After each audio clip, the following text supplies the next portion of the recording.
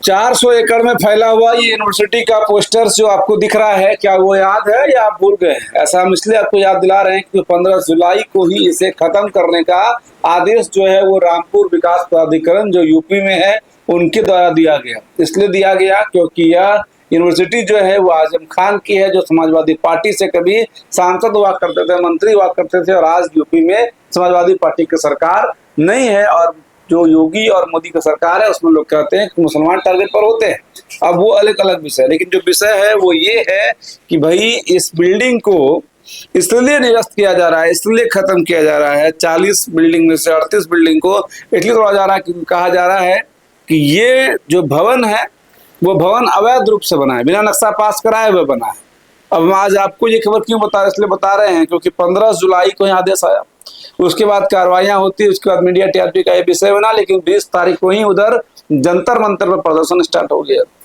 सारे media coverage, सारे नेताओं का, प्रशासनिक अधिकारियों का अटेंशन है वो जंतर मंतर पर चला गया, क्योंकि जंतर मंतर से जो आग है वो देश के अलग अलग कोने तक पहुंच गई थी। लेकिन अब जब ये आग शांत हुआ है तो शायद जाकर फिर से ये आग जले कि भाई जो आजम खान की यूनिवर्सिटी थी, जिसको बनाने में आप समझिए कितना समय लगा होगा, कितना वक्त लगा होगा, कितना जो आप मेहनत लगा होगा, क्योंकि ये 400 एकड़ में बताया जाता है कि फैला हुआ यूनिवर्सिटी है, जिसमें 40 बड़े बड़े बिल्डिंग्स हैं, जिसमें से मात्र 2 को छोड़कर 38 को गिराने का आदेश जारी हो गया। या तो खुद गिरा दीजिए, वरना 15 दिन के बाद, यानी कि 15 तारीख को ये आदेश आया है, यानी कि 30 तारीख को पुलिस बुलडोजर लेकर वहां पहुंचेगी, जिसके बाद इस बिल्डिंग को ध्वस्त कर दिया जाएगा। गुनाह क्या है? सिर्फ नक्शा पास कराना। और हम ये कह रहे हैं कि इसलिए कह रहे हैं क्योंकि जेनजी ने जिस तरीके से देश में प्रदर्शन करके हठी शिक्षा मंत्री को वहां से कुर्सी से हटवा दिया,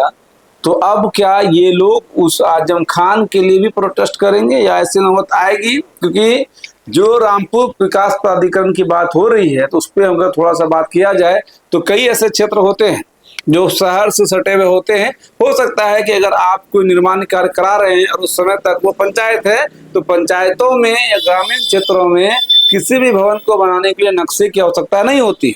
हाँ, अगर नगर निगम में आपका भवन आ रहा है तो वहां पर उसको बनाने के लिए नक्शे का जरूरत पड़ता है। लेकिन ये बताया गया यूनिवर्सिटी की दलील में कि वह उस समय तक उस क्षेत्र में नहीं आता था। अब आप समझिए, यहाँ से समझने की जरूरत है। हो सकता है कि अगर आपने कोई बिल्डिंग का निर्माण कराया और बिल्डिंग निर्माण फिनिश होते होते वो क्षेत्र जो है वो शहर में चला गया, तो क्या लगता है कि अगर आप इतने बड़े महंगे और इतना विशाल प्रोजेक्ट को आप बना रहे हैं और वो अर्धनिर्मित है और उसके बाद वो क्षेत्र नगर निगम में चला जाता है या निगम में चला जाता है और उसके बाद आपको कहा जाता है कि इसका नक्शा पास करना अनिवार्य है, तो क्या ये संभव है कि आप उसको पूरा खत्म करके फिर से नक्शा बना के फिर जाकर वो भवन बना पाएंगे? क्योंकि देखिए 400 एकड़ में कंस्ट्रक्शन क्या होता है, 400 एकड़ जमीन खरीदने में कितना पसीना बहा होगा, 400 एकड़ का जमीन को एक्वायर करके उसमें बिल्डिंग बनाना कितना मुश्किल काम होगा, ये कुछ ही लोग समझ सकते हैं। जो समझ सकते हैं अपनी भावनाएं जरूर व्यक्त करिएगा। और उसको ये आदेश दिया जा रहा है कि उसको तोड़ देना है, तो आप 3000 स्टूडेंट कहाँ जाएगा? उसके बाद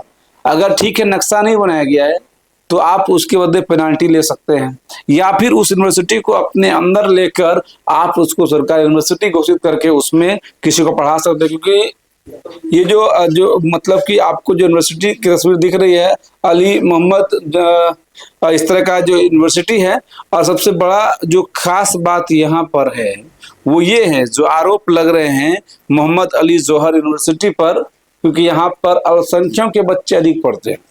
क्या वो अल्पसंख्यक भारत के नागरिक नहीं है? क्या वो अल्पसंख्यक डीएम बन के नहीं आते हैं? क्या वो अल्पसंख्यक जो इंजीनियर पैदा करते हैं, क्या वो भारत के विकास में योगदान नहीं देता है? और अगर आप इसको तोड़ देंगे तो उससे कितना भला आपका हो जाएगा? या फिर उसके बाद जब वो नक्शा बना के क्या लगता है कि आजम खान जैसे लोग जो अब बुढ़ापे की स्थिति में आ गए हैं वो दोबारा इसको एस्टेब्लिश कर पाएंगे? ये सवाल है, बड़ा सवाल है, आपके लिए सवाल है। जवाब का इंतजार सबको रहता है कि आप जवाब दें कि आपका कोई क्षेत्र अगर पहले पंचायत हो और उसके बाद निगम हो जाए और उसके बाद आप कहें कि नक्शा क्यों नहीं बना, इसलिए तुम्हारा बिल्डिंग टूटेगा, तो ये कहाँ तक जायज है या नाजायज है?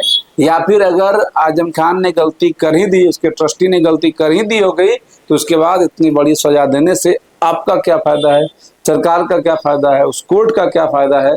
जो अपने ऑफिस के अंदर बैठकर सिर्फ आदेश पारित करा के उसको तुड़वा देंगे, तो इससे आपका क्या भला फायदा हो जाएगा। या फिर उसको अपने अंदर लेकर अगर आप उस गरीब अल्पसंख्यक ही सही या फिर सार्वजनिक ही सही किसी भी बच्चे के लिए, अगर आप वैसे भी इस यूनिवर्सिटी में अल्पसंख्यक के बच्चे अधिक पढ़ते होंगे, ये एक दलील हो सकती है, लेकिन ऐसा कहीं नहीं होगा कि हिंदू के बच्चे नहीं पढ़ते होंगे। वहाँ हिंदू के भी बच्चे पढ़ते होंगे, मुसलमान के बच्चे पढ़ते होंगे, अलग बात है कि उसे मुस्लिमों ने बनाया है, इस कारण से वहाँ पर अल्पसंख्यक यानी कि मुस्लिमों की तादाद जो है वो ज़्यादा होगी, जो सुविधाएं हैं वो उनको हो सकता है ज़्यादा मिलता होगा। अब इसके बाद तोड़कर आप कौन से भारत का निर्माण करेंगे, वो जरा कमेंट बताइएगा। और क्या ये सीजीपी, क्या ये कॉकरोच वाले लोग, क्या ये यंग जनरेशन, क्या ये जेनजी अपने इस यूनिवर्सिटी के लिए भी सवाल उठाएगा? क्या इसी तरह से प्रोटेस्ट फिर होगा? क्या वो यूनिवर्सिटी बच पाएगा? ये सारे सवाल के साथ हम आपको इस वीडियो को यहीं खत्म कर रहे हैं। वीडियो को शेयर भी करिएगा और अपना जवाब कमेंट बॉक्स में जरूर लिखिएगा। जय हिंद।